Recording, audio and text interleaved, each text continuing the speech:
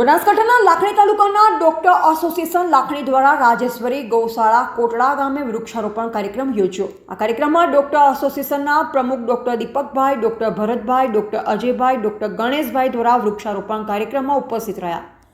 વૃક્ષારોપણનું અને પર્યાવરણનું મહત્વ સમજાવવામાં આવ્યું અને ગામના સરપંચ રઘાભાઈ, મોનાભાઈ, રઘુભાઈ, ગેનાભાઈ અને તમામ ગ્રામજનોએ એક પેડ માં કે નામ કાર્યક્રમ અંતર્ગત દરેકને એક વૃક્ષ વાવવા માટેની અપીલ પણ કરવામાં આવી।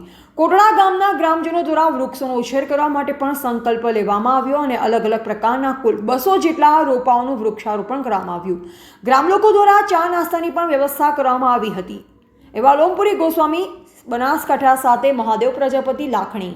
આજે આપણે લાખણી તાલુકા ડોક્ટર એસોસિએશન વતી જે એક ઝાડ ગૌ માતા કે નામ વૃક્ષારોપણનો કાર્યક્રમ રાખ્યો અને જે ડૉક્ટરોએ એમની સહાનુભૂતિથી આપણને યોગદાન કર્યો અને એમનો સમય કિંમતી ફાળવીને આપણા સુધી આવ્યા, એટલા માટે હું બધા ડૉક્ટરોનો રાજેશ્વર ગૌશાળા ટ્રસ્ટ વતી હાર્દિક સ્વાગત કરું છું। અને આવા કાર્યો આપણે આ ગૌશાળાની અંદર થતા રહે એ માટે રાજેશ્વર ભગવાનને આપણે અરજ કરીએ કે એવી બધાને સદબુદ્ધિ આપે અને આવા કાર્યો થાય અને ગૌ માતાને જે તે રીતે ફૂલની તો ફૂલની પોંખડી રીતે આ વૃક્ષારોપણ છે એ મોટું દાન કહેવાય, કેમ કે એના માટે સોયલામાં પણ રહેશે અને વરસાદને પણ આકર્ષવાનું કાર્ય કરશે। અને બીજું જે આ ગૌશાળા ચાલે છે એ પૂરું તો ભગવાન જ કરે છે, પણ ગામ લોકોને ખૂબ સાથ સહકારથી આ ગૌશાળા ચાલી રહી છે, એટલે એમનો ગામ લોકોને પણ હું ખૂબ દિલથી સ્વાગત કરું છું।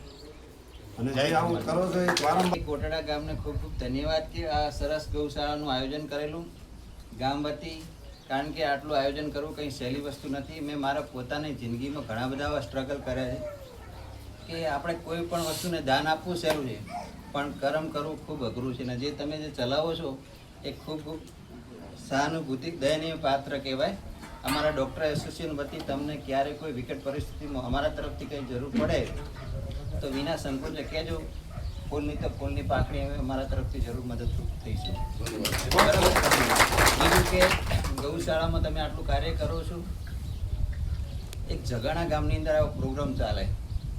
એ પ્રોગ્રામની અંદર કેવું છે કે આપણે ઘરે કોઈ પણને પ્રસંગ હોય તો આપણે આપણા હગાવાલાને કે ગામજનોને જમાડતા હોઈએ, પણ એ લોકોએ ગામ લોકોએ કેવું નિયમ કરેલો કે ભાઈ ગામની ગાયો ભૂખી ના રહેવી જોઈએ।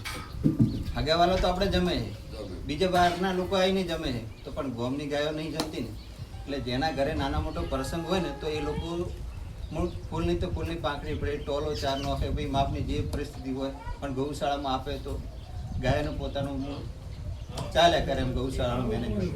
એટલે જો આવું શક્ય હોય તો કરજો એમ, એક આવો આઈડિયા ચાલે। બરાબર, ચાલો રામ રામ।